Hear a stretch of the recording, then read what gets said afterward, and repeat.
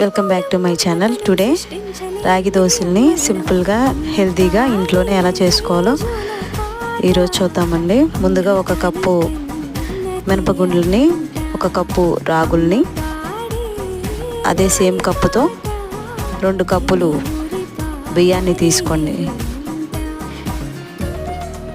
Same కప్పుతో 2 కప్పులు బియ్యాన్ని తీసుకొని మిక్స్ చేసుకొని వాష్ చేసుకోండి. నెక్స్ట్ 6 అవర్స్ నానబెట్టిన తర్వాత మిక్సీ చేసుకోండి. మిక్సీ వేసుకున్న తర్వాత 6 అవర్స్ ఫెర్మెంట్ అవ్వనివ్వండి. ఇలా అయితే మనకి దోశలు క్రిస్పీగా స్మూత్గా బాగుంటాయండి. రొటీన్గా కాకుండా డిఫరెంట్గా రాగి దోశను ట్రై చేసి మీ ఫ్యామిలీ మెంబర్స్కి పెట్టండి. వీక్లో 1 టైం అయినా ఈ దోశల్ని మీరు ప్రిపేర్ చేసి అందివ్వండి.